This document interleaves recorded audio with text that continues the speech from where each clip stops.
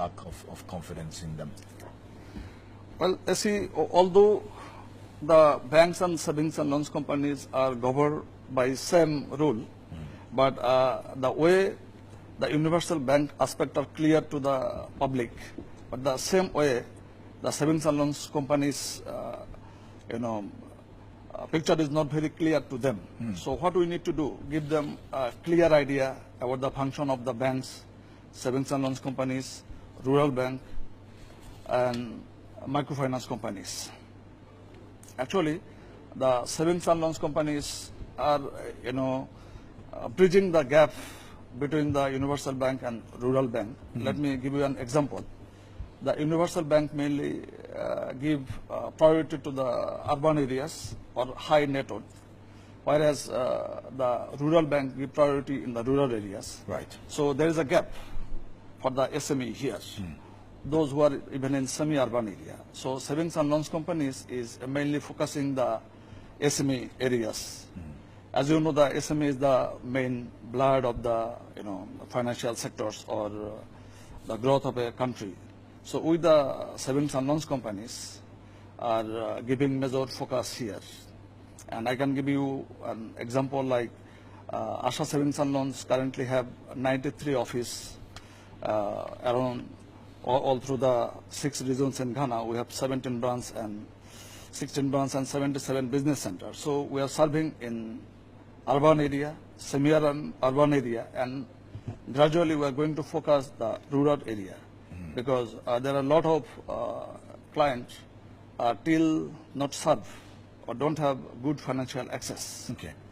I see. Now, it's interesting that you mentioned this point about what you're doing to be able to bridge this particular gap.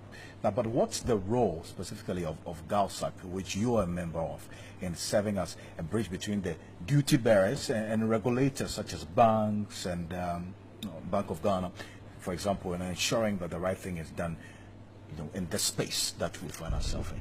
Well, GALSAC normally plays the role as a spokesperson of savings and loans companies. This is the association for the savings and loans companies. They liaise with Bank of Ghana if we have any issue with them. And when some foreign investors are coming here to know about the industries, they are also serving them with all the data and other related informations. And this is also a common ground to organize all the senior officials or management of the savings and loans company to come to a consensus if there is any issue.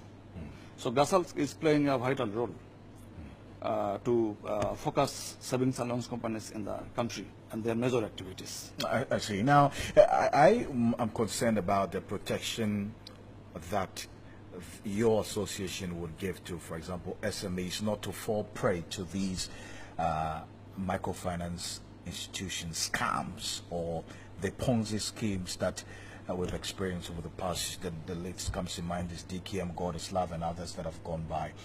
Now, are you able to tell me why these Ponzi schemes are able to come up, they thrive, they get people to get to them, they're defrauded, some of them are arrested, but then they're able to still come back? Because there are those who are saying we haven't seen an end to these microfinance scams yet, no matter what's happened with DKM.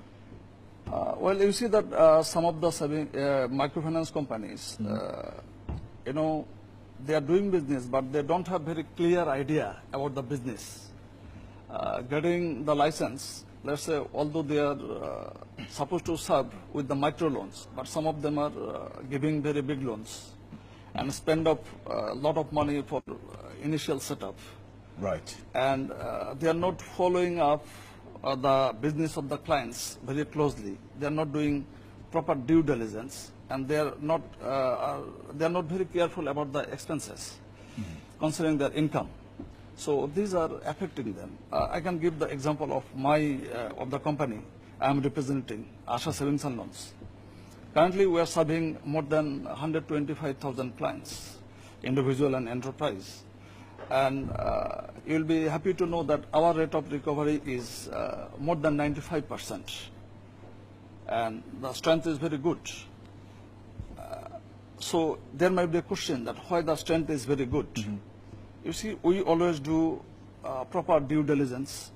We follow up the business very closely, and we give the loan to the clients what he's deserving, not big. And this is giving us very good positions, not only among the clients, even in the other national sector. Let me give you example. ASA Savings and Loans was selected as the best taxpayer in the MTO category in 2014. I see. And this 2016 ASA Savings and Loans has been placed in 20th position in Ghana Club 100. So even we are ahead from some of the banks. So if you have very good business strategy, if you have clear visions, and you are very much careful and responsible about due diligence and loan procedures, then there is no chance that you will collapse or you will fail. Maybe some of the companies are not doing it properly. That's why they are facing the challenges. But how about the regulator as well, the Bank of Ghana? Do you think that the Bank of Ghana has done enough in this regard that you talk about? Yes, I do. Bank of Ghana is trying their level best to, serve all the financial sectors here. But as the industry player, we also must be responsible about what we are doing. We always don't need to look at Bank of Ghana that they will come and give us all these lessons or they will rescue us from the problem. As we are doing the business, we also must be careful about the money we are taking from the customers or we are giving the customers. When we will be careful, it will also help us to remain faithful in the industry. So moving forward, I think that the whole concern now is whether microfinance firms will be able and willing to finance agriculture. Is one area that most of you are not keen about. But is there going to be a change in that you'll be ready to finance, for example, projects in the agri sector or SMEs that come to you for funding in the agri sector, finally? Yes, of course. As I told you in the beginning that with the savings and loans companies, we are gradually moving from urban to semi-urban areas. And of course, with the hope to reach the rural areas also. As I told you that ASA Savings and Loans is serving the clients through 77 business centers, apart from its branch sales in the semi-urban areas. And we are focusing not only the SME or tradings or health sectors or XYZ. We are especially focusing on the business, agri-business or agri-production, and gradually we are trying to help them more as it is the lifeblood of the country. But specifically with the association that you belong to as well, essentially, I mean, you're doing your bit, but how about the association as a whole?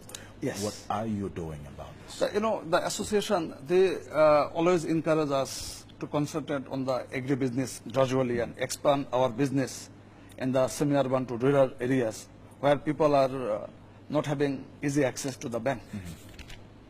So the association is playing the role of